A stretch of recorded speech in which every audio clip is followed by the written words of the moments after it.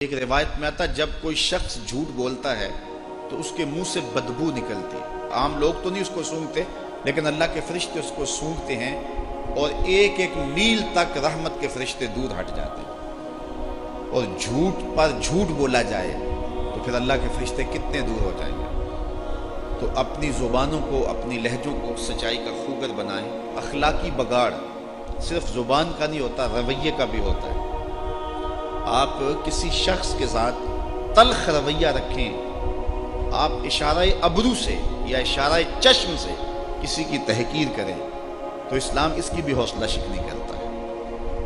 کسی کو عزت دیں، نہ کہ کسی کی تحقیر کریں۔ اسی طرح جو ہے وہ حسد ہے، بغض ہے، کینے ہیں، نفرتیں ہیں، جو کہ آج ہم اپنے سینوں کے اندر پالے ہوئے ہیں، اور ایک دوسرے سے ہماری دوریاں، ہماری نفرتیں اس قدر پروان چڑھی ہیں کہ ہم ہر وقت خود اذیت میں مبتلا ہیں۔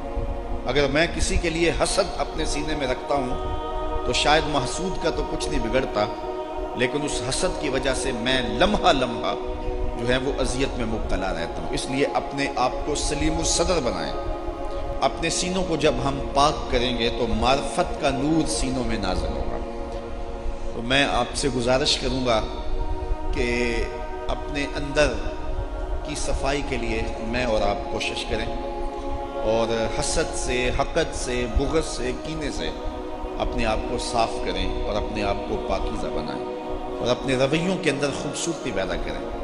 حضور نے ارشاد فرمایا، مسلمان کی تعریف کی، من سالم المسلمون من لسانہ و یدہ، جس کے ہاتھ سے اور جس کی زبان سے دوسرا مومن مسلمان محفوظ ہو، وہ بہترین مسلمان ہے۔ یہ مسلمان کی تعریف کی گئی ہے۔ تو ہم ایسے خوبصورت ہوں کہ ہمارے مومن بھائی کو ہماری جانب سے کوئی فکر نہ ہو کہ یہ میرے لیے ضرر کا سبب ہوگا، اذیت کا سبب ہوگا۔ اس طرح خوبصورت ہماری زندگی گزرے۔ جب ہم کسی کو کہتے ہیں نا السلام علیکم، یہ تحیت المسلم ہے، تو اس کا مطلب ہی ہے، یہ کسی کو ضمانت دینا ہے کہ تیری عزت، تیری آبرو، تیرا مال، تیری جان میری جانب سے محفوظ ہے۔ السلام علیکم، تیرے اوپر میری جانب سے سلامتی ہو۔ اور وہ جواب میں کیا کہتا ہے؟ وعلیکم السلام۔ اگر میرے بھائی تو مجھے ضمانت دے رہا ہے تو میری جانب سے بھی بے خوف ہو جائے۔ لیکن یہ ہم اگر زبان سے روز 10 مرتبہ ملیں اور 10 مرتبہ کہیں، اور ہمارا مقصد اور ہمارا کام ایک دوسرے کی جڑیں کاٹنا ہو، تو پھر ہم اپنے قول کی تردید کر رہے ہیں۔ تو ہم نے یہ کام کرنا ہے کہ ہم اخلاقیات سیکھنی ہیں اور برے اخلاق سے اپنے آپ کو بچا کے رکھنا ہے۔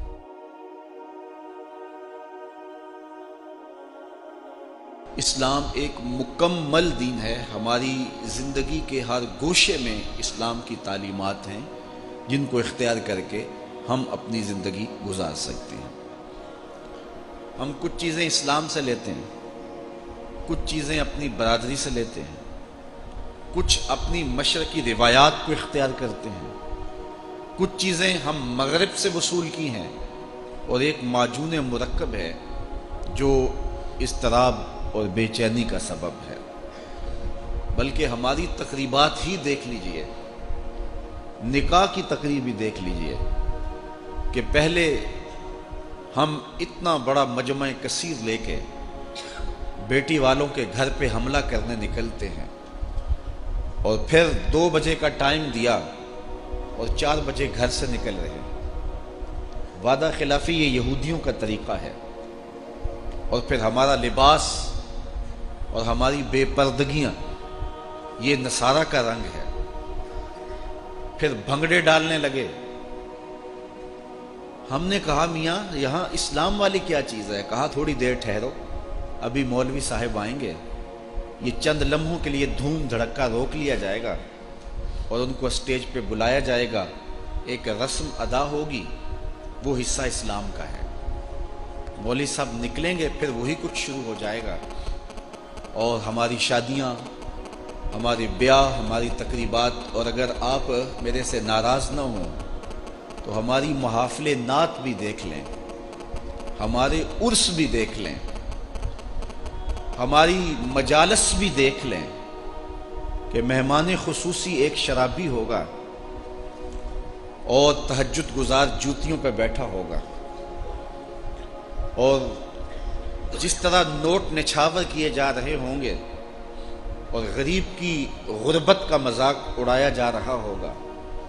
پہلے ہم نے عمرے کے ٹکٹ رکھے تھے مجمع بڑھانے کے لیے، تو اب ہم نے ایک اور سلسلہ شروع کیا کہ جہیز کے لیے کچھ پرچیاں رکھ دو۔ میں ایک جگہ پہ گیا تو وہاں انہوں نے مجھے بتایا بیان کرنے سے قبل کہ جناب 16 بچیوں کے لیے ہم نے جہیز کا انتظام کیا ہے، اور یہ پردے کے پیچھے 2000 کے قریب بچیاں یہاں جلسہ سننے آئی ہیں۔ میں نے کہا کہ یہ زیادتی نہ کرو، یہ ظلم نہ کرو۔ ہر پرچی پہ بیٹیوں کے دل دھڑکیں گے، اور جب 16ویں پرچی بھی نکل جائے گی تو باقی بیٹیاں بوجھل قدموں سے جس طرح گھر پلٹیں گی اس کا شاید دولت والوں کو احساس نہیں۔ یہ اس غریب سے پوچھو کہ جو اپنا گھر بیچ کے بیٹی کو جہیز دیتا ہے۔ رسول اللہ کے میلاد سے بچیاں روتی ہوئی جائیں گھروں کو، اور تم اس پہ داد وصول کرتے پھرو، تو 16 بچیوں کی شادیاں کرنے کی گنجائش ہے، تو رات کی تاریکی میں ان کے گھر میں ان کے لیے انتظامات کی رقم بھیج دیتے تو کتنا اچھا ہوتا۔ کاش کہ اس رسم بد کا خاتمہ کیا جا سکے۔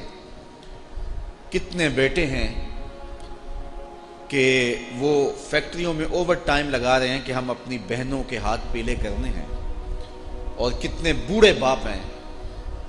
پچھلے دن میرے پاس ایک بوڑھا باپ آیا جس کی داڑھی سفید تھی، میرا ملنے والا ہے، تو اس نے مجھے کہا کہ حضرت دعا کریں میرا مکان فروخت ہو جائے۔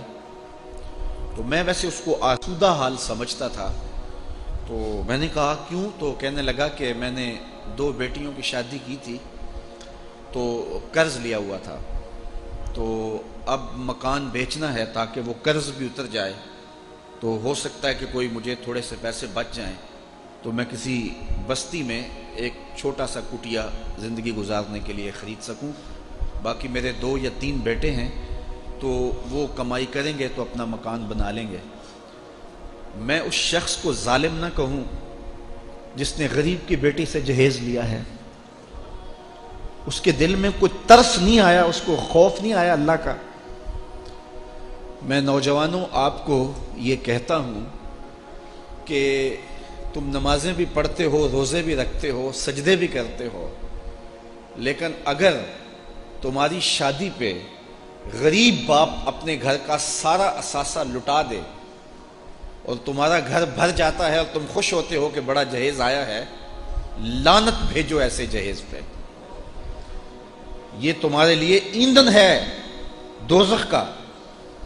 یہ فیصلہ کرو آج کی اس مجلس میں، جن کی شادیاں نہیں ہوئیں وہ بھی فیصلہ کریں، اور جن کو اللہ نے اولادیں دی ہیں وہ اپنے بیٹوں کے لیے فیصلہ کریں کہ ہم اپنے بیٹوں کے لیے کسی سے جہیز نہیں لیں گے، اور اس رسم بد کا ہم عملی بائیکاٹ کریں گے۔ معاشرے کو سوکھا کرو، معاشرے کو اذیت میں مبتلا نہ کرو۔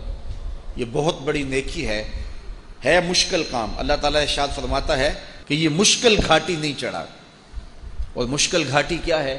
کسی پھنسے ہوئے کی گردن کو چھڑانا، غلام کو آزاد کرنا۔ تو دور موجود کے اندر وہ بوڑھا باپ پھنسا ہوا ہے جس کے پاس کچھ بھی نہیں ہے، اور گھر کی دہلیز پہ بیٹیاں بوڑھی ہو رہی ہیں، اور بیٹوں والوں کے نخرے جو ہیں وہ دیکھنے والے ہوتے ہیں۔ امیر تو امیر رہے، غریب لوگوں کے نخرے بھی دیکھنے والے ہوتے ہیں۔ بہت سارے غرباء آتے ہیں تو وہ کہتے ہیں جناب ہم شادی کر رہے ہیں، تو وہ کہتے ہیں جی 200 سے کم بارات نہیں ہوگی، 100 سے کم بارات نہیں ہوگی، تو اس کا انتظام کرنا ہے۔ تو میں پوچھتا ہوں وہ کون ہے؟ تو وہ کہتے ہیں جی وہ بھی ہمارا چچا زاد بھائی ہے، وہ ہماری خالہ کا بیٹا ہے، وہ ہمارے چچا کا بیٹا ہے۔ میں نے کہا وہ کیا کرتے ہیں؟ تو وہ بھی مزدور ہوتا ہے۔ تو غریب پہ بھی ظلم کر رہا ہوتا ہے۔